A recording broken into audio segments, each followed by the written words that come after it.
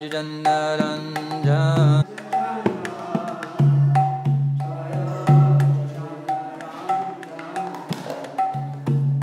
Jaya Jamunnathiravanachari Jaya Kunja Bihari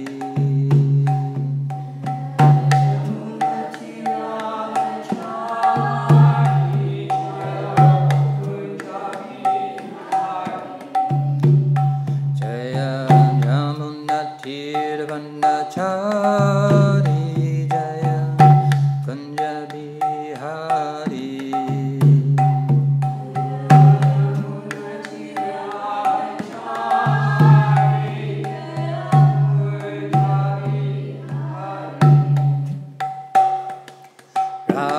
Radha Madhava Jaya Kunja Bihari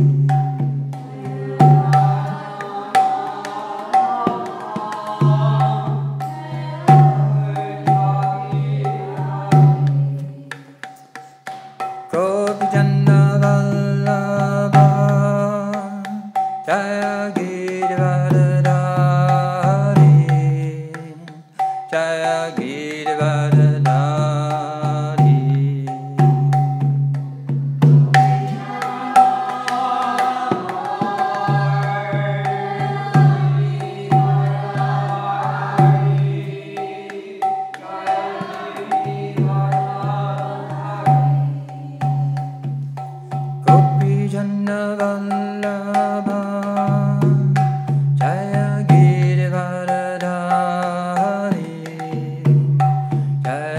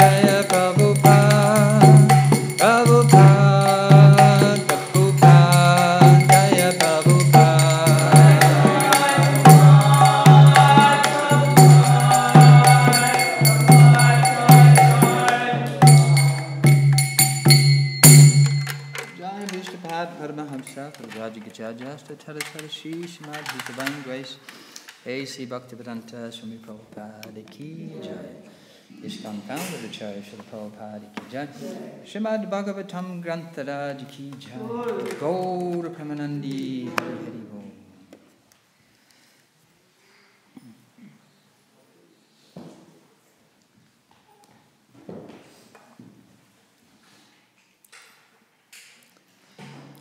Om Namo Bhagavate Vasudevaya.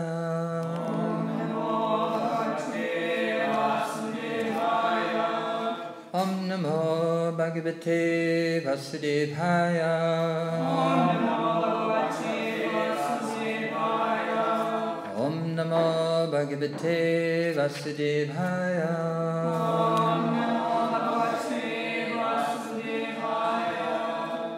Reading from Śrīmad Bhāgavatam, Canto 4, Chapter 12. Dhruva Maharaj goes back to Godhead. Text number 18. Bhaktim Hare Bhagavati Prabhana Jasram.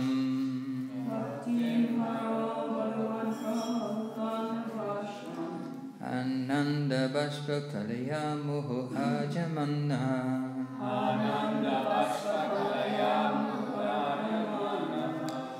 Viklidjamana hridaya pulakachitangho.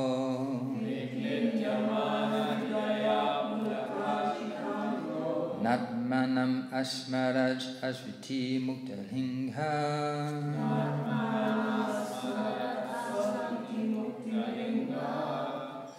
Bhaktim Hare Bhagavati Prabhahan Ajasham.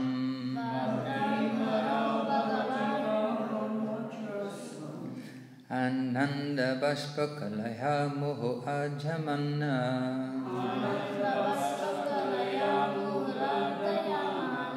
Viklidjamana hridaya pulaka chitangho.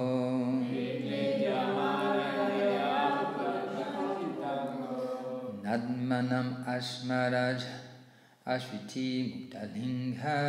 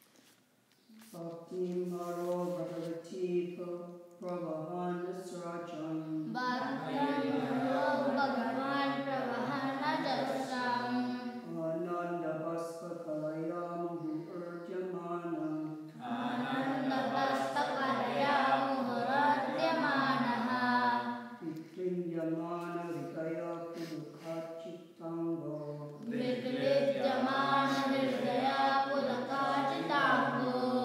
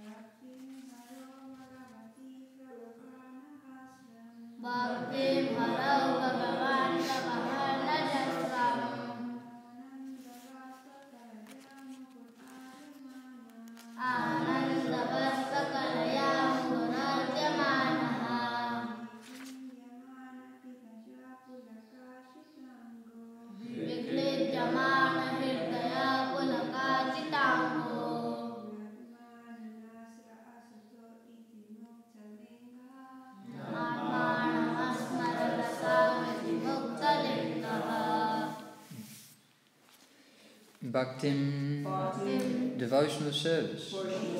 Hare, unto Hare, Bhagavati, the Supreme Personality of Godhead. Pravahan, constantly engaging in.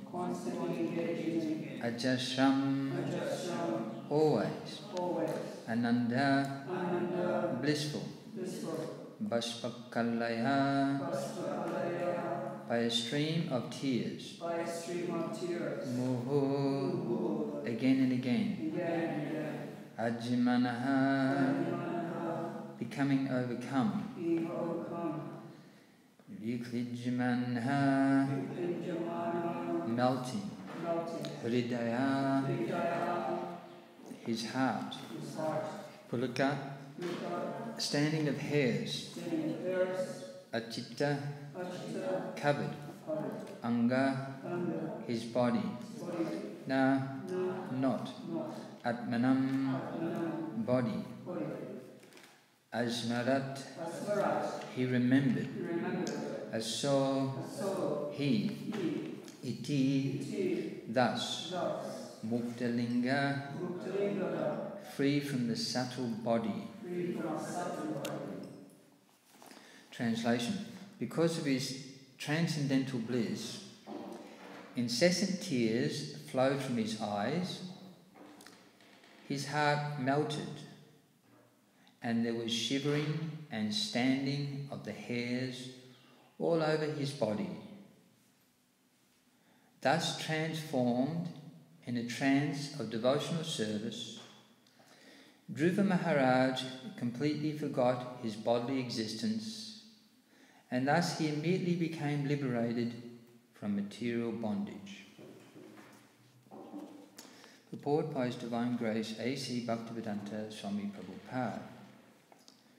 Due to constant engagement in devotional service, hearing, chanting, remembering, worshipping the deity, etc., as prescribed in 9 varieties, there are different symptoms which appear in the body of a devotee.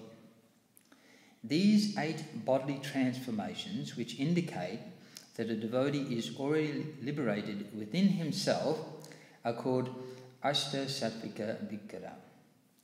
When a devotee completely forgets his bodily existence, he should be understood to be liberated. He is no longer encaged in the body. The example given that when a coconut becomes completely dry, the coconut pulp within the coconut shell separates from the bondage of the shell and the outer covering. By moving the dry coconut, one can hear that the pulp within is no longer attached to the shell or to the covering. Similarly, when one is fully absorbed in devotional service, he is completely disconnected from the 2 material coverings, the subtle and gross bodies.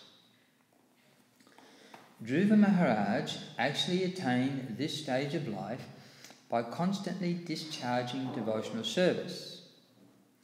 He has already been described as a Mahabhagavata, for unless one becomes a Mahabhagavata or a first-class pure devotee, these symptoms are not visible. Lord Chaitanya exhibited all these symptoms. The core Haridas also exhibited them, and there are many pure devotees who manifested such bodily symptoms. They are not to be imitated, but when one is actually advanced, these symptoms are exhibited. At that time, it is to be understood that a devotee is materially free. Of course, from the beginning of devotional service, the path of liberation immediately opens. Just as the coconut taken from the tree immediately begins to dry, it simply takes some time for the shell and pulp to separate from one another. An important word in this verse is mukta linga. Mukta means liberated, and linga means the subtle body. When a man dies, he quits his gross body, but the subtle body of mind, intelligence, and ego carries him to a new body. While existing in the present body, the same subtle body carries him from one stage of life to another. For example, from childhood to boyhood, by mental development. The mental condition of a baby is different from that of a boy. The mental condition of a boy is different from that of a young man. And the mental condition of a young man is different from that of an old man. So at death, the process of changing bodies takes place due to the subtle body. The mind, intelligence, and ego carry the soul from one gross body to another. This is called transmigration of the soul. But there is another stage when one becomes liberated even from the subtle body. At that time, the living entity is competent and fully prepared to be transferred to the transcendental or spiritual world. The description of the bodily symptoms of Sri Dhruva Maharaj makes it apparent that he became perfectly fit to be transferred to the spiritual world. One can experience the distinction between the subtle and gross bodies even daily. In a dream, one's gross body is lying on the bed, while the subtle body carries the soul, the living entity, to another atmosphere. But because the gross body has to be continued, the subtle body comes back and settles in the present gross body. Therefore, one has to become free from the subtle body also. This freedom is known as mukta linga.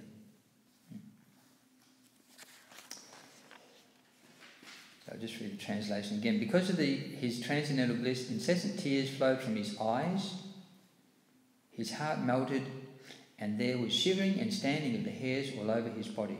Thus transformed in a trance of devotional service, Dhruva Maharaj completely forgot his bodily existence, and thus he immediately became liberated from material bondage. So Srila Prabhupada points out this important word in this verse, mukta linga. And mukta meaning liberated, and linga meaning the subtle body. So the subtle body, of course, is the mind, the intelligence, and the ego. So each one, more subtle than the other. The mind has the business of accepting and rejecting, thinking, feeling, and willing. So the senses gather information, and the mind accepts all that information, and a little computation goes on there, and there is a sense of what may bring happiness and what may bring distress. What is one may feel happy or one may feel distress according to the sensory information coming to the mind, and one may then make a decision that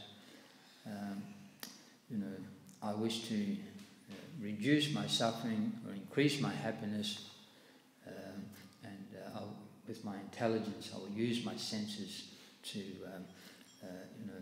interact with my environment as I'm getting this knowledge coming in like this. So we had and because the ego, we are identifying ourselves that I am this body like this. So that the false ego. Actually, Krishna says in the Gita that material existence is actually a place of misery. That we have to learn. That's something we don't know. In this world, people don't know that. They actually have to learn it. That this world is a place of misery. Everyone is thinking that this is a place where I can be happy somehow or another, and I can use my intelligence, my senses, and I will be happy. But actually, everything is a constant source of misery. Just like the material universe is actually a place of darkness. You constantly have to light it up. Its natural state is darkness. So we have to wait for the sun to come up, or the moon at night. You have to have some lighting. You're constantly trying to combat the darkness, which is the state of the universe, like that. So so much difficulty. So we have a power problem because we have to work very hard. Actually, some people work a full-time job just to keep the lights on these days. Such a problem it is. Otherwise, lights out. I remember going to visit a devotee one time in Adelaide, and I went there in the evening, and I knocked on the door. He said, "Come in," and I sat in, and the whole house was in darkness. I said, "Oh, turn the lights on. We'll have a chat." "Oh no, I have no money." So he had to live in the darkness. So no money, you live in the darkness. So, so similarly, actually this universe is a place of misery. So, for instance, we may think now that we're very happy because we are warm. Actually, it is very cold. And it creates a suffering condition, very difficult condition. So we have to combat that. So we have to put on the warm clothes, and we have to get out of the cold air. We have to come in, and inside. In this way, we're taking it as a place of happiness, but actually, what we see as happiness is that somehow we've made made some adjustment to, keep away the misery of the bitter cold. Too much of the cold gradually, very, very difficult. So, actually, whatever we're doing in this world, we're actually in a place of misery, and we keep trying to keep the misery away. And as we do that, we say, "Yes, now I'm happy," like that. So, but it's actually a place of misery. So the mind, the intelligence, and the false ego, that is the subtle body, and dealing with the misery material existence, and because of the illusory nature of this material existence, that constant struggle, if we can just keep our head above the water, then we are happy. Like that. So, in the Chaitanya Charitamrita, it gives this example of happiness. That sometimes when someone is being punished, they take them and they dunk their head in the water, their whole body, and they wait till they can barely breathe. And their lungs feel like they're going to explode, and their head feels like they're going to explode, and they feel like they're going to die and lose everything. And then, at the last second, just literally about to die, they pull their head out of the water and they take a breath. Now I'm happy. So happiness in the material world, in the Chaitanya, it's like that. You can keep your head, if you can get the occasional breath, you keep the misery away enough, then that is happiness. So, still, therefore an intelligent person, we follow, Srila Prabhupada says, we follow in the footsteps of Prahlad Maharaj. What does that mean? Prahlad Maharaj, he considered that a terrifying prospect is that again I have to come back in another body.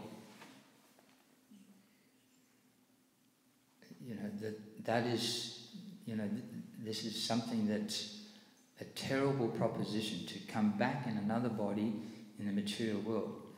He understood that that would not be his position, because he had been given the process of hearing and chanting, which he can do anywhere at any time. And so he understood that, he didn't have that problem. But the prospect, without the hearing and the chanting, the devotional service of the Lord, he understood that this prospect of just continually coming back in this cycle of birth, death, old age and disease was a terrible thing.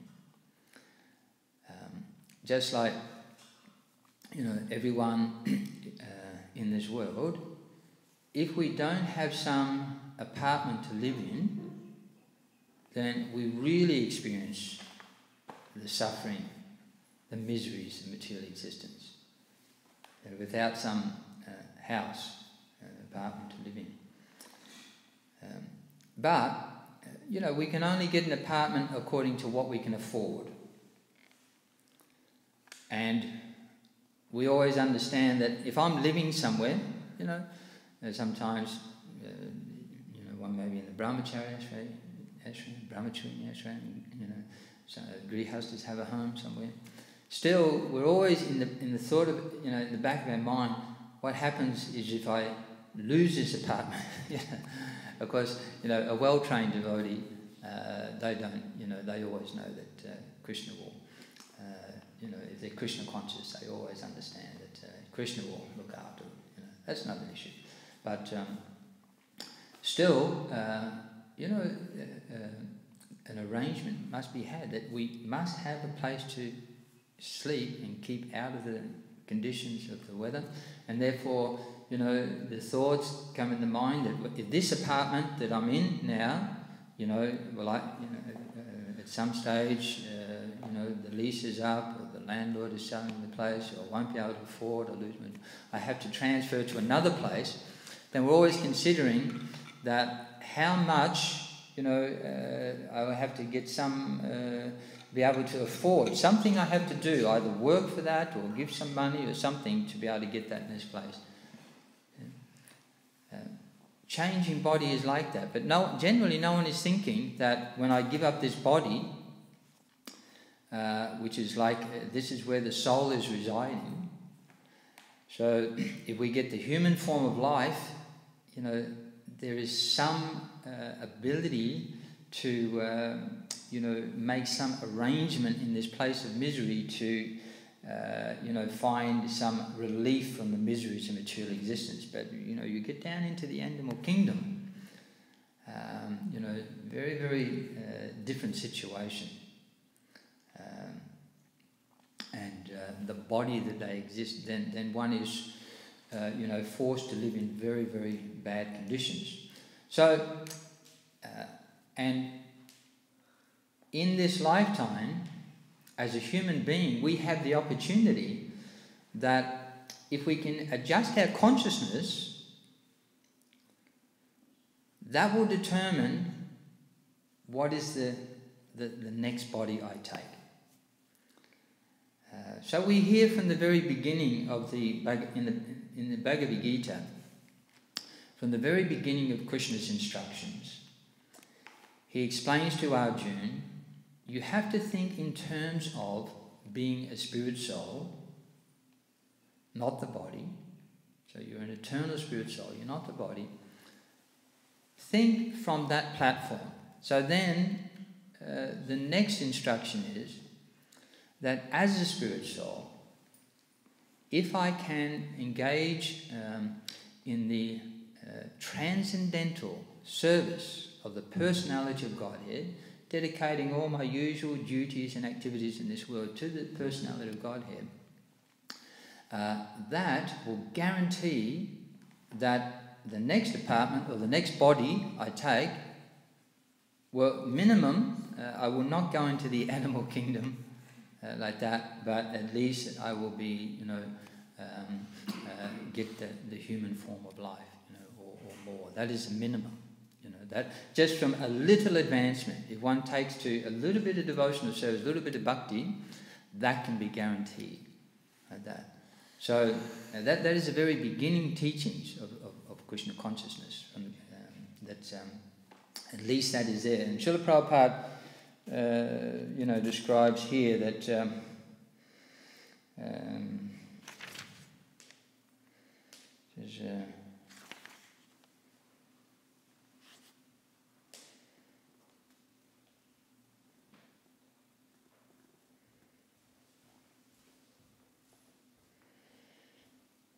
this is who is that in the purple?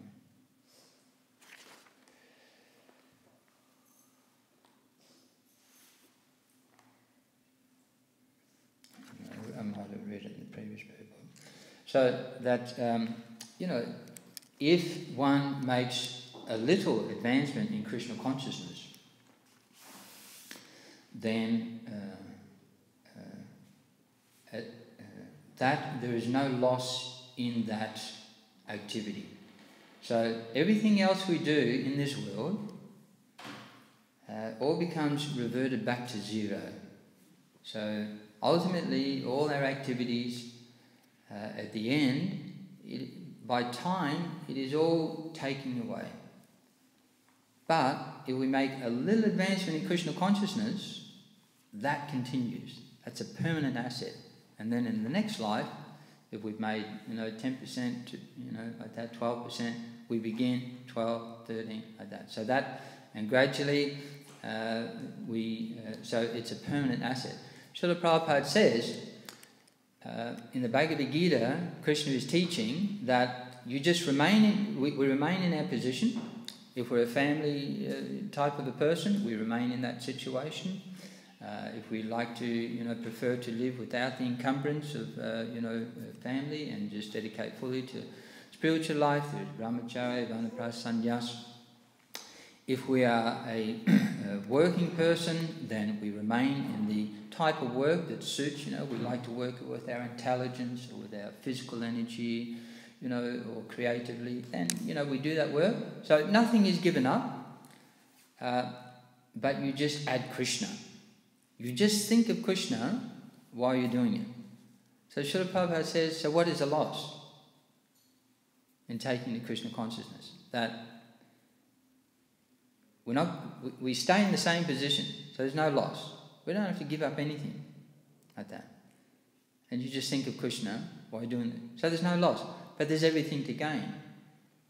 Minimum is that you definitely won't go into the animal kingdom.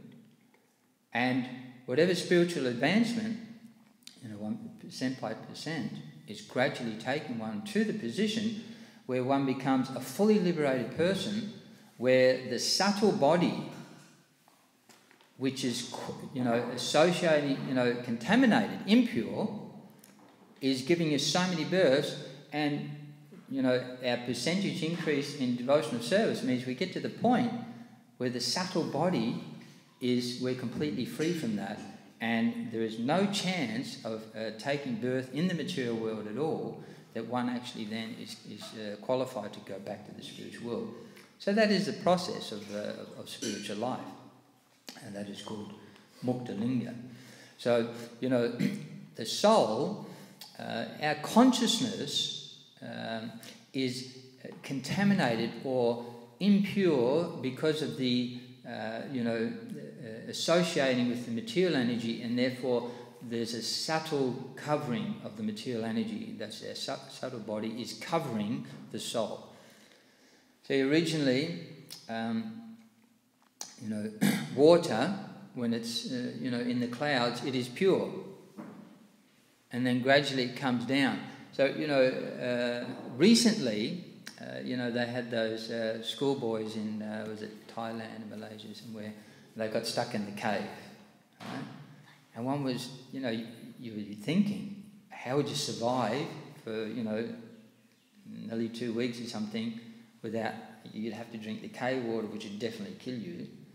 And then they revealed that, the water, as basically you come down from the rain, it was seeping through to the stalagmites, whichever, the ones that hang from the roof, and that was pure enough that they could drink that and survive, you see. So it hadn't yet touched the real murky, muddy waters within the cave. So gradually, water is pure, it starts from pure and then it hits the ground, but then gradually becomes dirty, like that. So it has to be purified. So the soul, the consciousness of the soul, again, it has to be purified from the contamination. And that purification process is Krishna consciousness. There are different, forms of purification through karma yoga, jnana yoga, stanga yoga, bhakti yoga, but the most powerful and the most effective, the easiest, the quickest is bhakti. The other processes are like taking the stairs. If you're going to climb a 100-story building, you can take the stairs. That's all the different rungs on the yoga ladder. Or Prabhupada says you can take the elevator. You're straight to the top.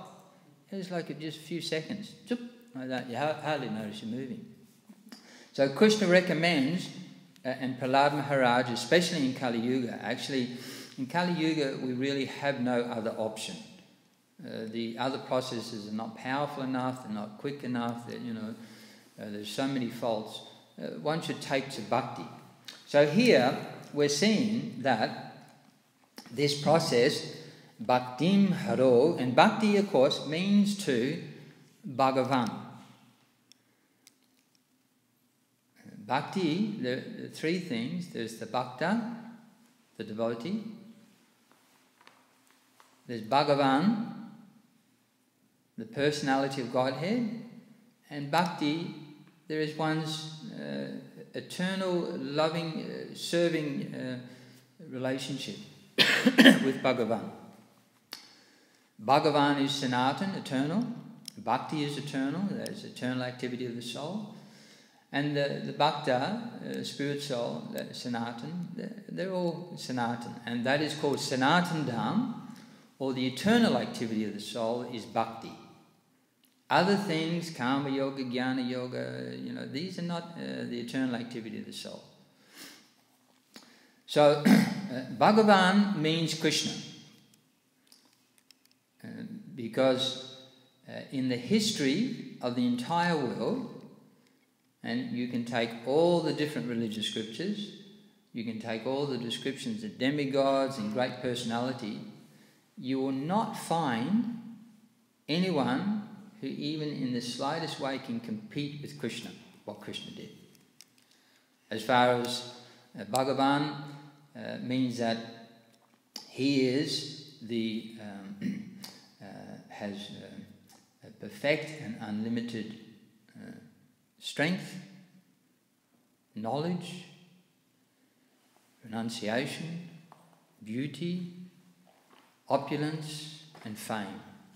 All the opulences that are possible within this world. So some people have one to some degree, some people have a couple, but not unlimitedly.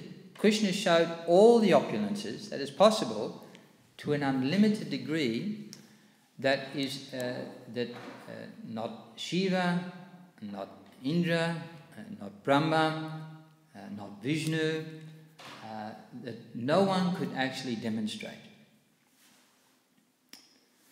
So, therefore, bhakti is, because Krishna is the original personality of Godhead, if we connect with him, he is the most powerful spiritual energy, force, person that it is possible to connect with. And therefore, a little connection with Krishna is so powerful that even if we approach Krishna with the wrong attitude, he is so purifying that we become completely pure. Just like the sun, Srila Prabhupada mentions, the sun is 93 million miles away. So, there's a lot of objects floating around out in space. And there's stars and meteors, and the sun is 93 millions of miles away. But it is so powerful that even from that distance, a little connection and everything is there. Our entire existence on this planet depends upon the sun being so powerful that even from 93 million miles away, we're deriving all benefits. So powerful is the sun. So it's just, sometimes, there's that concept that, if it's not personally within my, range of experience, and, it has no value to me. Even when you can't see the sun, still the value is there. And if one learns to tap into the energies of the sun, so much, benefit can be there. So Krishna, he is Bhagavan. He is the source of all material and spiritual energies. He's the source of all avatars, all the demigods, all expansions of the Lord, all coming from Krishna. So powerful, and therefore a little connection with Krishna is enough. And even there's some impurities. Personalities, Srila Prabhupada was giving one lecture, he was explaining that, and this is there within the Bhagavatam, even personalities like Kamsa, they wanted to kill Krishna. So their connection with Krishna is, I want to kill you, Krishna. Krishna's association was so powerful, he got liberation. You have jnanis and yogis for thousands of births. Krishna says in the Gita, that after many, many births, hardly anyone knows Krishna. It takes hundreds of lifetimes to become Siddha, someone who just, realizes, I am a spirit soul. And then from there they have to gradually come to the point, where they can act on that level. So many lifetimes. Kamsa, he just wants to kill Krishna, and he got that benediction. He got that result that they strive for after so powerful is Krishna. Here we see in the previous purports, Dhruva Maharaj, he wanted to gain a kingdom, so he wanted material opulence, and so powerful that now he's in this position, he's ready to go back to Godhead, becoming completely purified. So, therefore, somehow or another, if someone can contact Krishna, then that powerful purification effect takes place.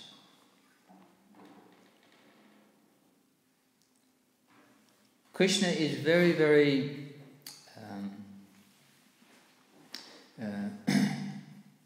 merciful in that he comes and speaks the Bhagavad Gita. He comes and performs so many different pastimes. So all of the Vedic scriptures, which are compiled by Srila Vyasadeva, confirm that Krishna is Bhagavan. The compiler of the Vedic scriptures is Vyasadeva.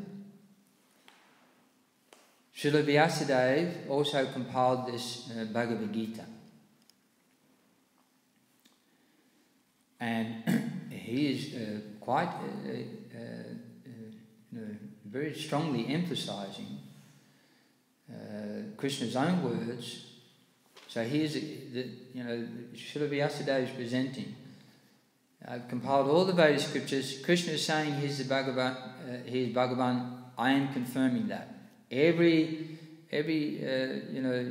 when Krishna is speaking, Srila Vyasadeva is saying Shri Bhagavan Vacha.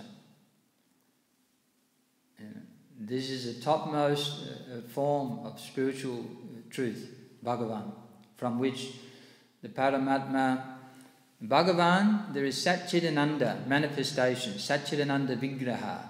You can realize fully eternity, full consciousness and blissful life.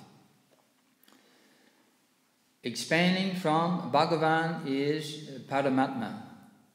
In Paramatma feature, the Gyanis and Yogis, if they're fortunate, may realize eternality and consciousness. But because the soul is not engaged in loving relationship, then the Ananda is not there. And in Brahman, that feature, they can experience the absolute truth as Sat. There is eternity. The personification of knowledge, the giver of knowledge, that we cannot, appreciate like that. But in Bhagavan, one appreciates Satchidananda Vigraha, like that. Because the opportunity is there, is to engage in loving reciprocal pastimes on the spiritual platform. So this Bhagavan, Sri Krishna, Shankaracharya, he actually acknowledges Krishna's Bhagavad Gita as the highest truth, and acknowledges that Krishna is Narayan, and that before Brahma, Shiva, and Vishnu, before any material creation, there's Narayan, who is Krishna. So, this is confirmed by all the great sages. Krishna himself confirmed it. Krishna's activities confirm that he is Bhagavan. So, bhakti means that we engage in devotional service to Bhagavan. This nonsense philosophy that comes out of, India, unfortunately, that you can worship anyone, Bhagavan, God is within everyone, therefore you worship anyone and you're worshipping God. That is nonsense. Actually, in India, a lot of the population reject the Bhagavad Gita because they think that, we have Bhagavad Gita and there's so much chaos. There's so many problems. So what is the use of this Bhagavad Gita? We've had the Bhagavad Gita for so many people are studying Bhagavad Gita, so many people are preaching Bhagavad Gita, and we have just chaos and problems. Someone asked Srila Prabhupada that. Why, Krishna spoke in Bhagavad Gita, still there is chaos. It's like, what is the value? And Krishna said, why should there not be chaos? Because you're not following Gita.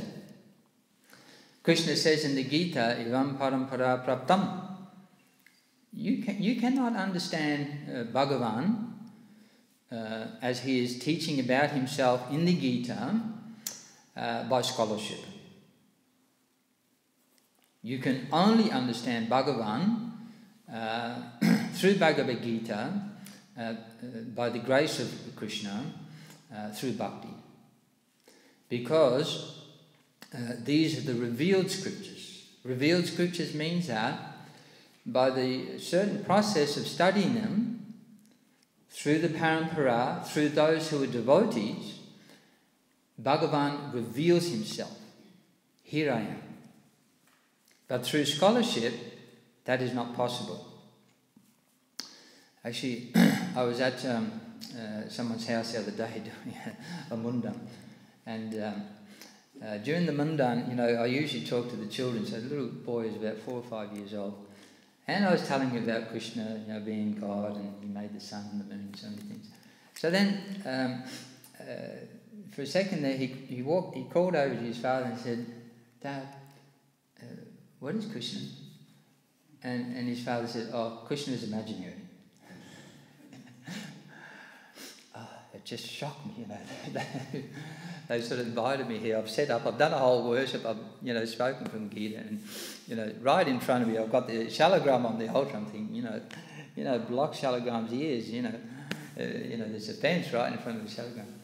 So anyway, I thought, I have to counteract this offence, because I don't want to come here and they go backwards. So at that stage, his friend, the man, the householder, his friend arrived to come and see the haircut. And I asked him, do you read Gita? He said, I've been trying to find the Gita, and I've been thinking I might go to the temple. And I thought to myself, I've got my, all I have is my personal copy of the Gita. I said, you can buy this off me.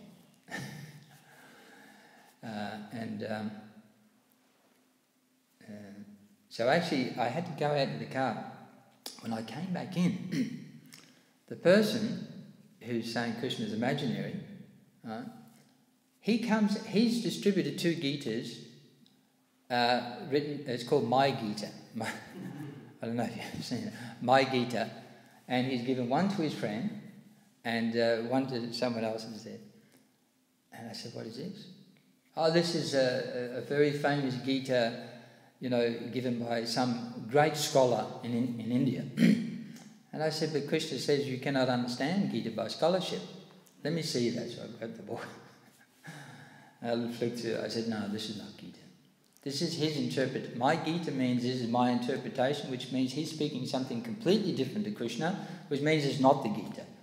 And he tried to argue, no, this is not the Gita. And then, I'm thinking, right, Krishna is imaginary, but you must read this imaginary interpretation of the Gita. It doesn't matter, you can think anything you like about Krishna. I can imagine this scholar can imagine that, this one can imagine that, but you must read this imaginary. What is that? That means, there's something cheating there, isn't it? You can imagine, my son, you can imagine anything you want, like that, but you must imagine it my way. So that's cheating. So then I said, no, you have a look at this first verse, the Gita.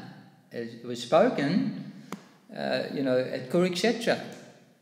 And, people imagine that, they, in their imagination, they say, the body represents Kurukshetra and the 5 senses represent the Pandavas and Krishna represents the soul. None of them actually existed and it's all imaginary. You can make some, philosophy like that.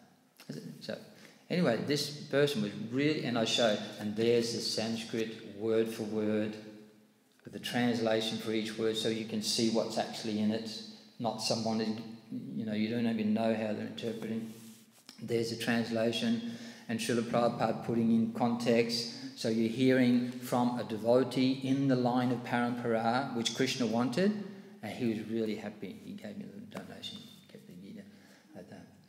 So, so Prabhupada said, it's because you're not following Krishna's instruction that this Gita must be heard in the Parampara system, then it will take effect. Otherwise, you're wasting your time. Then you have chaos, because you're not following Krishna. You're studying Gita, you're reading, everyone's bogus interpretations, but Krishna says you must follow in Parampara to understand Gita. And if you don't, then there's chaos.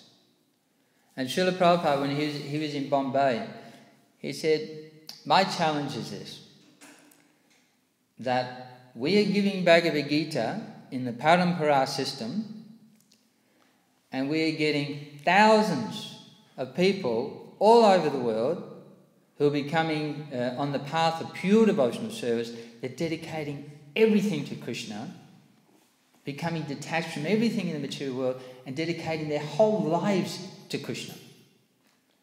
He said, these people, they don't even know about Krishna.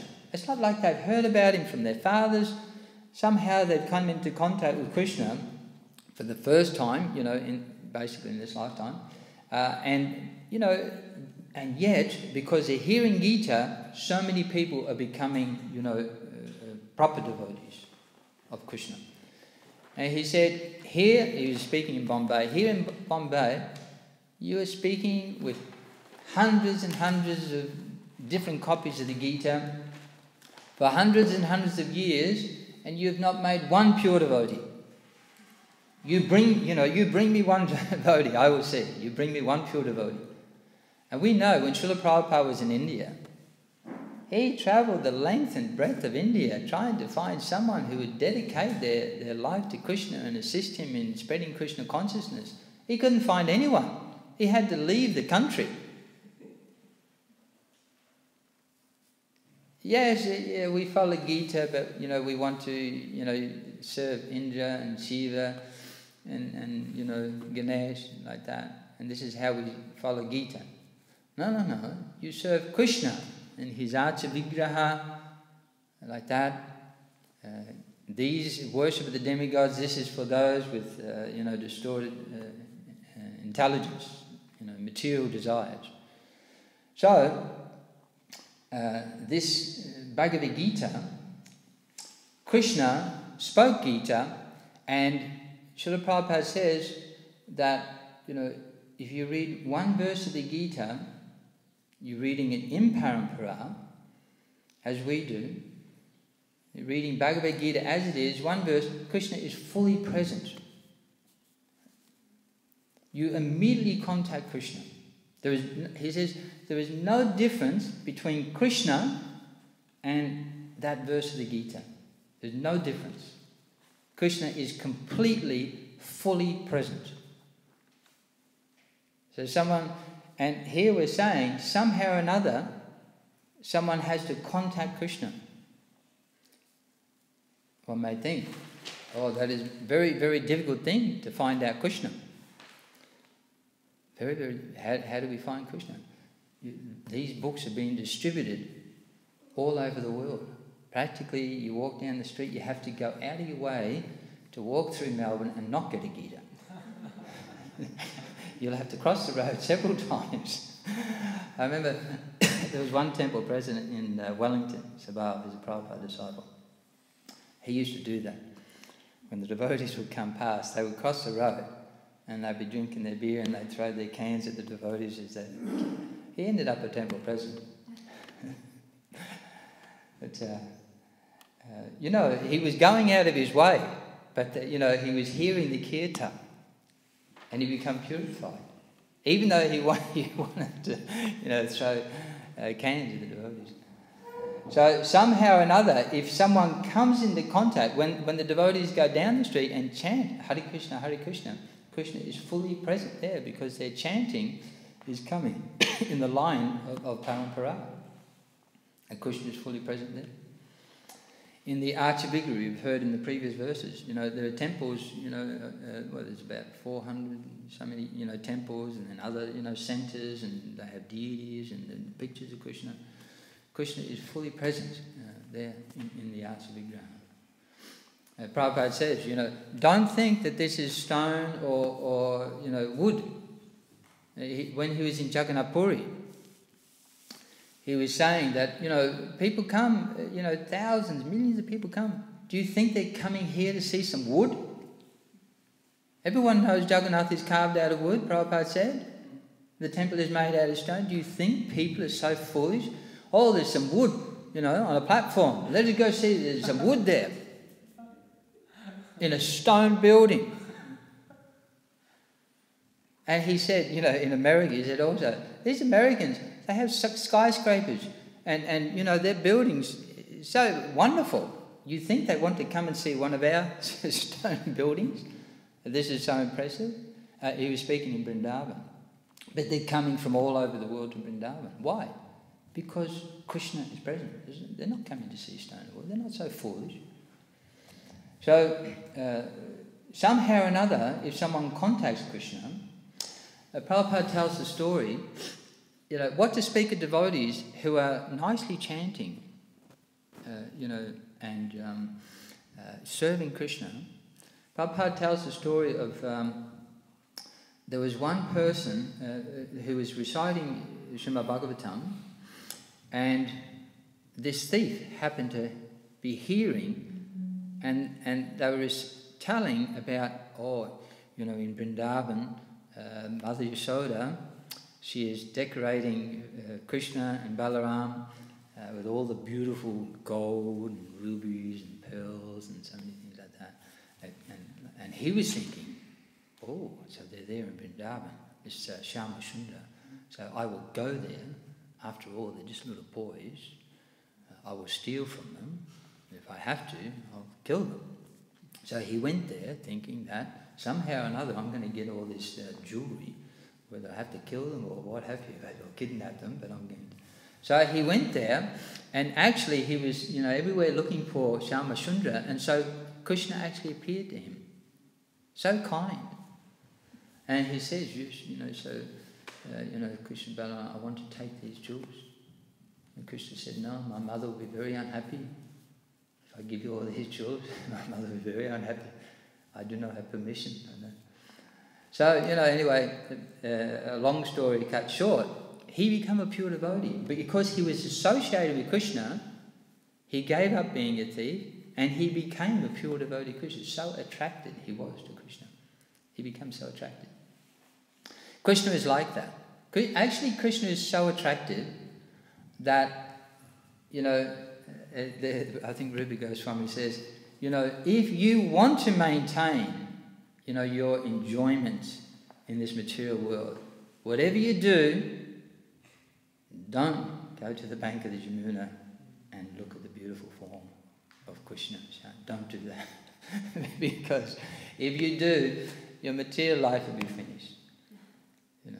When you hear about, the beautiful Jamuna river, how Krishna is sported in the beautiful print, who wouldn't want to, people go on holiday, they try and find a little bit of nature somewhere in this world left. For a few days, they work all year and save up. If I just get a few days and I can hear by the water somewhere, and there's some open skies and some peaceful, and the birds are singing, and the fish and the dolphins in the water and like that. If I can just get a little bit of that, all the struggle in my life will be worth it. And here, Vrindavan, the entire, eternally, it is like that.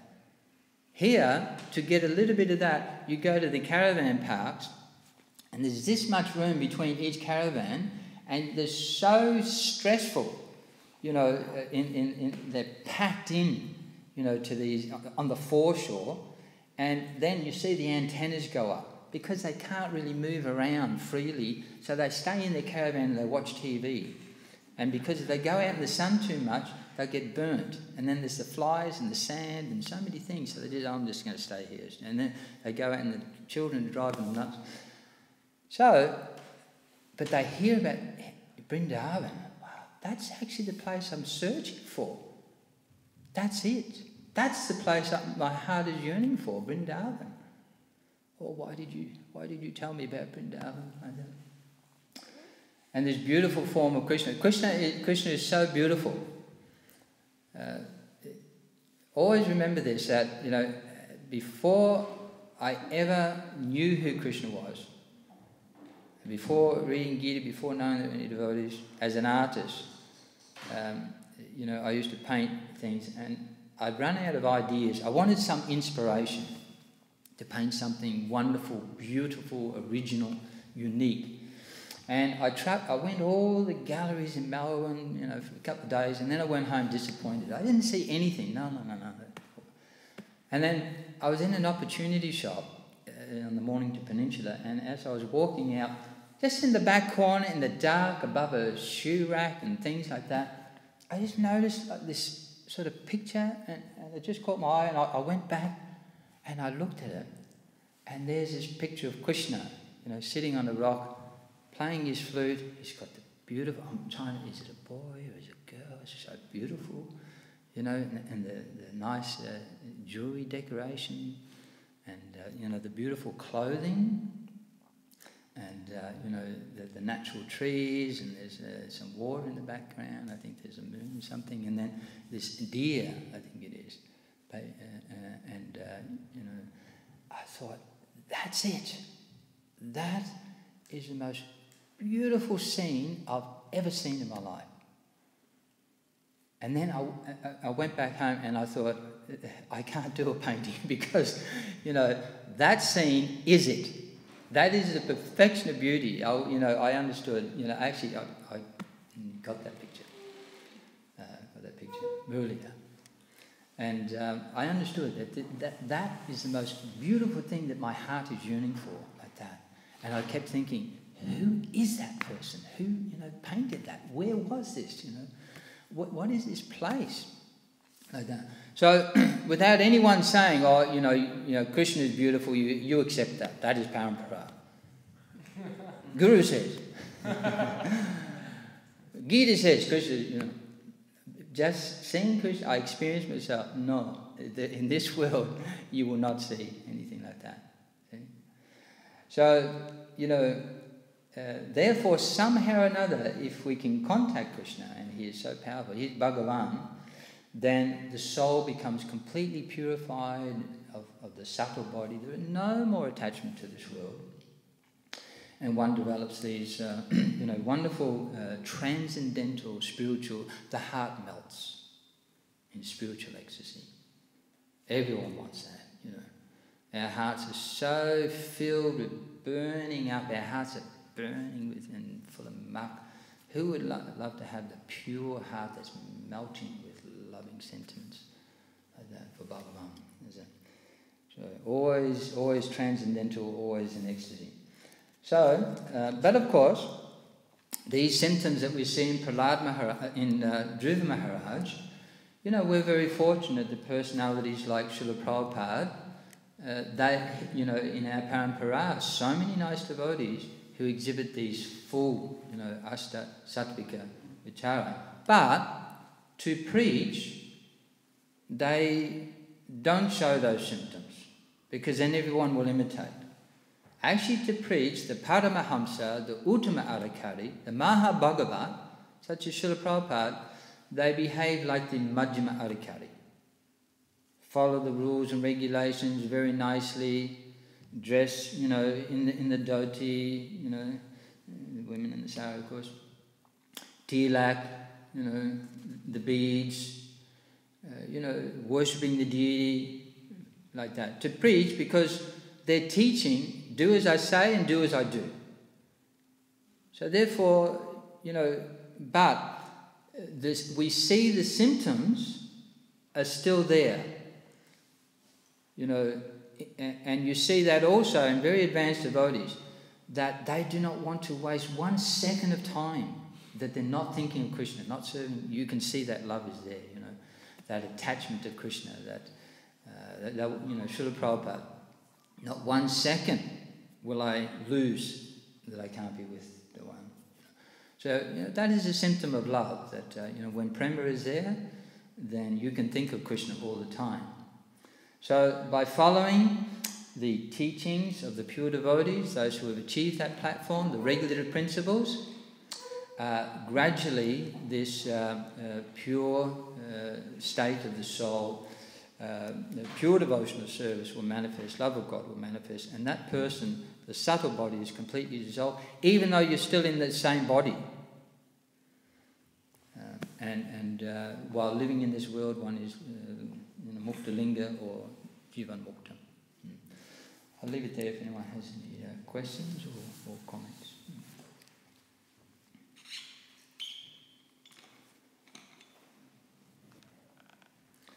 That's good. All right, so next thing is Prasada. Jai, Hare Krishna.